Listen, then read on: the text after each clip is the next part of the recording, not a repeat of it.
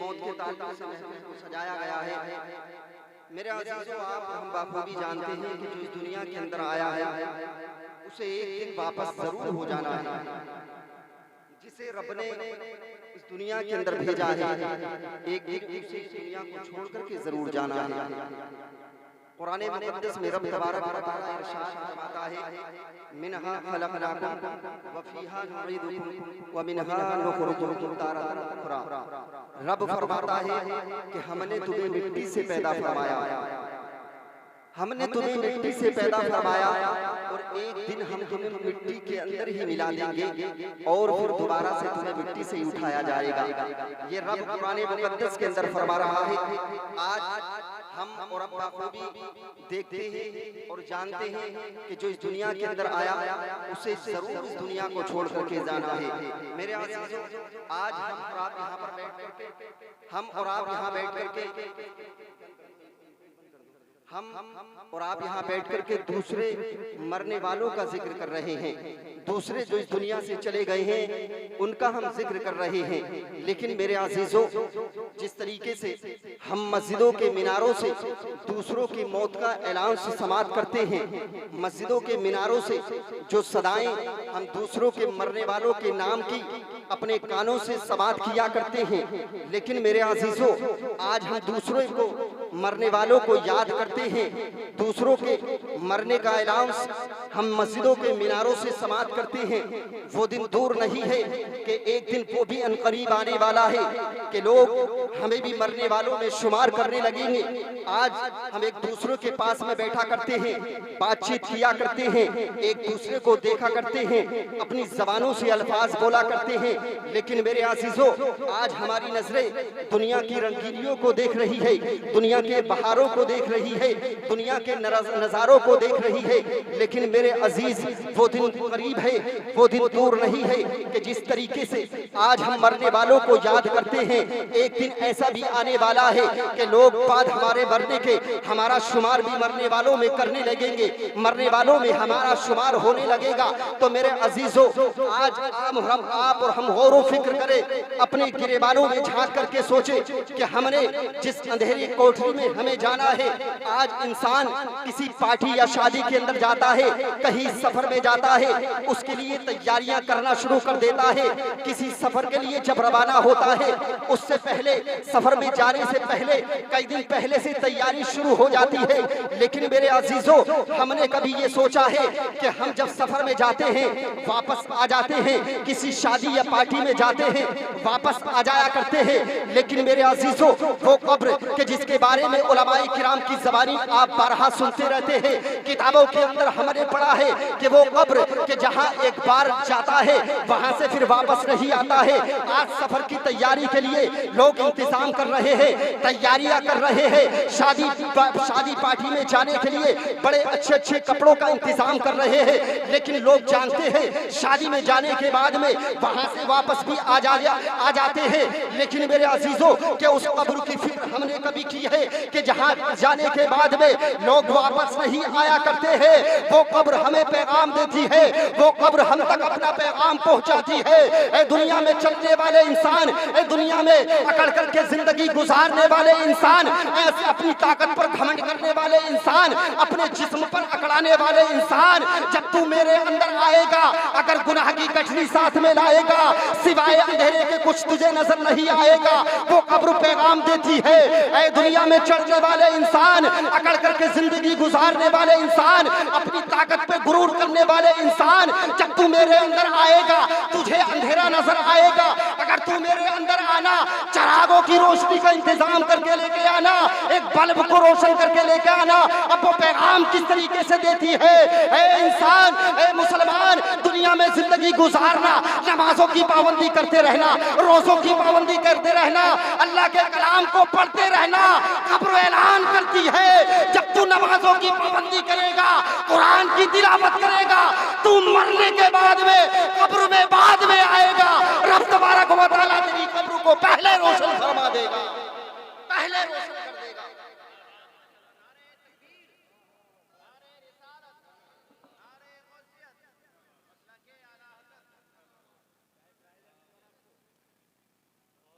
जब हम अपनी जिंदगी के लम्हे फरमाने मुस्तफ़ा के मुताबिक गुजारेंगे, अल्लाह के फरामीन पर अमल करने के बाद में गुजारेंगे, हम नमाजों के पाबंद हो जाएंगे।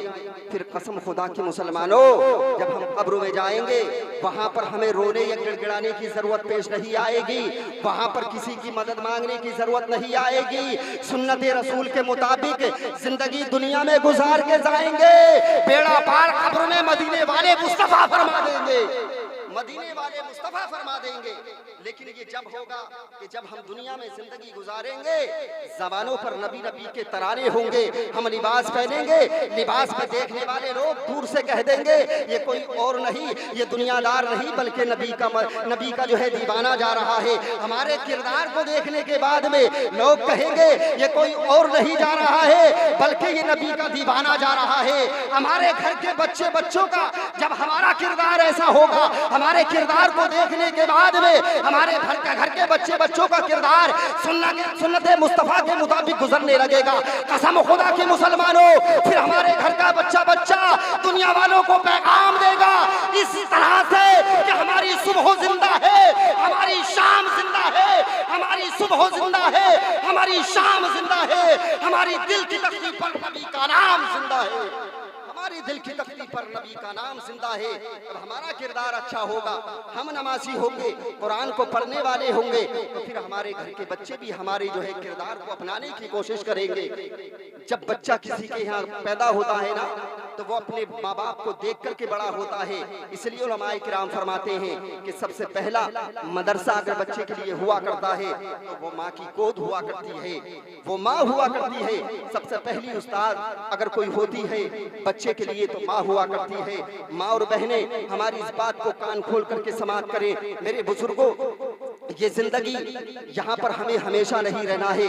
आपने देखा ना जाने कितने बड़े जमींदार, कितने रुपया पैसे वाले इंसान जो इस दुनिया के अंदर आए, अपनी बिल्डिंगों पर घमंड किया करते थे, अपने पैसों पर घमंड किया करते थे, अपनी जमीनों जायदाद पर घमंड किया करते थे। क्या आपने देखा है कि आज इस जमाने के अंदर वो लोग जो बड़े सूरमा बने फिरा करते थे, अपनी शक्ल सूरत बड़ा घमंड किया करते थे, बड़ा इतरा करके जिंदगी के लम्हे गुजारा करते थे, कि आज आप देख रहे हैं उनका नाम लेने वाला आपको दुनिया के अंदर कोई नजर आता है? नहीं मेरे अजीजों, अगर हम दुनिया के अंदर जिंदगी इस तरीके से गुजारेंगे कि हम घमंड में और फख्र में जो है अपनी जिंदगी को बर्बाद कर देंगे, गुरूर और तकब्बुर में काट देंगे, तो मेरे अजीजों बाद मरने के कोई हमें याद करने वाला ना होगा।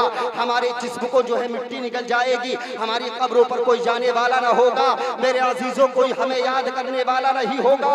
याद दुनिया वाले कोई रुपया पैसे की बुनियाद पर नहीं किया करते हैं, कोई ऊंचे महलात की बुनियाद पर नहीं किया करते हैं, बल्कि अगर याद किया जाता है तो अच्छे किरदार की बुनियाद पर याद किया जाता है। सुन्नत रसूल के मुताबिक अगर जिंदगी गुजार के इस दुनिया में जाएंगे तो हमें बाद मरने के लोग याद करेंगे। फिर इस तरीके से याद करेंगे कि लोग बाद मरने के हम चले जाएंगे, लेकिन हमारे नाम के चर्चे उनकी ज़बानों पर लह जाएंगे, उनकी ज़बानों पर तराने हमारे बाद मरने के हमारे होंगे। लेकिन कब होंगे? कि जब हमने जिंदगी शान से गुजारी होगी, नबी के बताए हुए रास्ते पर गुजारी होगी। आज ये मरहुमा के नाम पर आपने महफिल को सजाया। मेरे अजीजों, जब इंसान इस दुनिया को छोड़ करके चला जाता है, जब तक हमारे जिस्मों के अंदर हमारी जान है, हमारी रूह है, जब तक हम अच्छाई भी करते हैं, बुराई भी करते हैं, हमें कोई रोकने वाला नहीं होता है, हमें कोई टोकने वाला नहीं होता है। हम अपनी मर्जी के मालिक हुआ करते हैं, अपनी मर्जी के मुताबिक अपनी जिंदगी गुजारा करते हैं। लेकिन मेरे अजीजों, जब इंसान के जिस्म से रूह परवास कर जाती है, जब रूह का टाका जिस्म से जुदा हो जाता है, तो फिर इंसान के अमल मुनक़ते हो जाते हैं। अब इंसान के अमल का सिलसिला थम जाता है। अब इंसान का अमल का सिलसिला जो दुनिया के अंदर वो अच्छाई भी करता था, बुराई भी करता था, लेकिन अब जब इंतकाल कर गया है, रूह जिस्म से निकल गई है, अब ना अच्छाई कर सकता है और ना बुराई कर सकता है। मेरे अजीजों, बाद मरने के इंसान के अमल मुनक़ते कर दिए जाते हैं। अब ना अच्छाई करेगा ना बुराई करेगा, लेकिन मेरे अजीजों बाद मरने के इंसान के कुछ चीजें ऐसी है जो बाद मरने के भी कब्र में उनको काम आया करती है।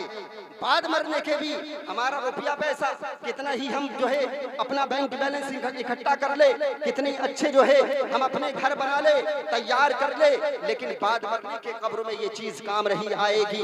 बाद मरने के हम जो है रुपया दे करके मुनकर नकीर के सवालों के जवाब नहीं दे सकते हैं। वहां पर न रिश्वत काम आएगी, न दौलत काम आएगी, न मालो जर काम आएगा। अगर कोई चीज काम आएगी तो मदीने वाले मुस्तफा की मोहब्बत काम आएगी, परवरदिगार की मोहब्बत काम आएगी। जब हम नबी की मोहब्बत, परवरदिगार की मोहब्बत को बसाने के बाद में सीने के अंदर महफूज करने के बाद में जाएंगे, कसम खुदा की मुसलमानों हमारी कब्र की तमाम मंजिलें आसान हो जाएगी, तमाम मंजिलें हमारी कब्र की आसान हो जाएगी। लेकिन मेरे अजीजों बाद मरने के अगर इंसान के कोई चीज काम आती है तो नबी की हदीस मुलाहिजा करे, मेरे आका की ज़बानी, मेरे आका किस तरीके से बयान करते हैं, मेरे आका की हदीसे पाक समात करे। मेरे नबी ने फरमाया कि इंसान के बाद मरने के 3 चीजें काम आती है, 3 चीजें काम आती है। क्या क्या नबी फरमाते हैं? हदीस नंबर 1 मेरे आका ने इरशाद फरमाया सदक़तुन जारिया, कि बाद मरने के इंसान के सदक़तुन जारिया, कि वो सदका कि दुनिया के अंदर मस्जिद या मदरसे की तामीरी काम में उसने ताउन किया, या मस्जिद का कोई और उसने काम करवा दिया, या मदरसे के अंदर उसने ताउन को पेश किया, मदरसे के अंदर किताबें रख दी, किसी बच्चे को पढ़ने वाले को कुरान मुक़द्दस लेकर के दे दिया, किसी बच्चे को तलबा को घर के अंदर खाना खिलाना शुरू कर दिया, या मस्जिदी ताबीर में उसने अपने ताउन को पेश किया, या कोई और पानी का इंतजाम कर दिया, हवा का इंतजाम कर दिया। मेरे आका इरशाद फरमाते हैं बाद मरने के ये अमल ऐसा है कि जब जब वो बच्चे कि जिनको तुमने खाना खिलाया था, जब जब वो इल्म हासिल करेंगे, अमल करेंगे, उनका ये अमल करना दुनिया में होगा, उसका सवाब कब्र में पहुंचता रहेगा, कब्र में परवरदिगार उसका सवाब पहुंचाता रहेगा। और दूसरी हदीस मेरे आका की मुलाहिजा करे, मेरे आका फरमाते हैं इल्म नाफे, वो इल्म जिससे तुमने फायदा हासिल किया दुनिया में रह करके, जो तुमने इल्म सीखा उससे फायदा हासिल किया, उस पर अमल किया, अब वो इल्म तुमने दूसरों को सिखाया, अब वो इल्म तुमने दूसरों को सिखाया, उस सीखने वाले ने अब वो तीसरे को सिखाया, हत्ता कि वो इल्म का सिलसिला अब रबा और दवा है, वो इल्म फैलता चला जा रहा है। लेकिन तुम दुनिया को छोड़ करके चले गए हो, तुम इंतकाल करने के बाद में दुनिया से चले गए हो। अब मेरे अजीजों नबी के फरमान के मुताबिक वो इल्म जो तुमने दुनिया में सीखा था, दुनिया में हासिल किया था, अब वो इल्म हासिल करने के बाद में दूसरों को सिखाया था, अब वो सीखने वाले वो इल्म जिसको तुमने सिखा दिया था, अब वो जब जब उस इल्म से फायदा उठाएंगे, उस पर अमल करेंगे, उनका अमल करना दुनिया में होगा, उसका सवाब परवरदिगार तुम्हारी कब्र में पहुंचाता रहेगा, कब्र में पहुंचाता रहेगा। उलमाए किराम बैठे हुए हैं, नबी की हदीस पाक बहुत जिम्मेदारी के साथ बयान कर रहा हूं। नबी ने फरमाया तीसरी हदीस पाक बयान करके रुखसत हो जाऊंगा, वक्त की किल्लत दामनगीर है, अल्लामा इकबाल साहब का खिताब समाप्त करना है। मोहब्बतों के साथ में पूरा मजमा बेदारी का सबूत देते हुए कहें सुभान अल्लाह। मेरे आका ने तीसरी हदीस को बयान फरमाया, नेक स्वाले औलाद, नेक स्वाले औलाद, तुम दुनिया में जो है अपनी जिंदगी गुजारो तो अपने बच्चों को कुरान पढ़ना भी सिखा दो, अपने बच्चों को आलिम दीन बना दो। क्या फरमाने मुस्तफ़ा के मुताबिक नबी ने फरमाया है जब दुनिया में तुम जिंदगी गुजारो अपने बच्चों की परवरिश इस शान से करो, इस अंदाज में करो कि तुम्हारे बच्चे नमाज पढ़ना सीख जाए, तुम्हारे बच्चे कुरान पढ़ने वाले बन जाए, तुम अपने बच्चों को आलिम दीन बनाओ, हाफिज़ कुरान बनाओ, अपने बच्चे को उलमाए किराम की फहरिस्त में दाखिल कर दो। मेरे आका ने इस तरीके से बयान किया है कि वो नेक स्वाली औलाद तुम्हारे इस तरीके से काम आएगी अगर तुमने अपने बच्चे को आलिम दीन बना दिया होगा, हाफिज़े कुरान बना दिया होगा, कुरान पढ़ने वाला बना दिया होगा। अब वो बच्चा तुम इंतकाल करने के बाद में लोगों ने तुम्हें कब्र के हवाले कर दिया, जमीन के नीचे मिट्टी के नीचे दफन कर दिया, लेकिन वो बच्चा जिसको तुमने हाफिज़े कुरान बनाया था, या वो बेटी जिसको तुमने कुरान पढ़ना सिखा दिया था, नमाजी बना दिया था। अब ये औलाद, ये बच्चे तुम्हारे बाद मरने के तुम्हारे काम आ रहे हैं। किस तरीके से काम आ रहे हैं? माँ बाप कब्र के अंदर मौजूद है, अल्लाह का अगर अज़ाब भी इन कब्रों पर नाजिल हो रहा है तो यही बच्चे जिनको हाफिज़े कुरान बनाया था, जिनको आलिम दीन बनाया था, हाफिज़े कुरान, कुरान पढ़ना सिखा दिया था, अब ये बच्चे खामोश नहीं रहेंगे, बल्कि माँ बाप की कब्रों पर जाएंगे। कब्रों पर जाने के बाद में सूरह यासीन शरीफ पढ़ते हुए नजर आएंगे, सूरह मुल्क की तिलावत करते हुए नजर आएंगे, सूरह रहमान को जो है विर्द करते हुए नजर आएंगे। ये बच्चे हाफिज़े कुरान सूरह रहमान को पढ़ने के बाद में अपने हाथों को उठाएंगे और मौला से इल्तिजा करेंगे, फरियाद करेंगे, ए परवरदिगार मेरे माँ बाप की मग़फ़िरत फरमा दे। कसम खुदा की मुसलमानों, इन बच्चों का हाथ बाद में नीचे आएगा, रब तबारक व तआला बख्शिश का परवाना पहले अदा कर देगा, बख्शिश का परवाना पहले अता कर देगा। इसलिए शायर कहता है, दुनिया वालों ने कुरान को मिटाने की लाख कोशिशें की, दुनिया वालों ने सोचा कि हम कुरान को खत्म कर देंगे, कुरान को मिटा देंगे, लेकिन फरमाने मुस्तफा है कौले खुदा, है कौले मोहम्मद, कौले खुदा।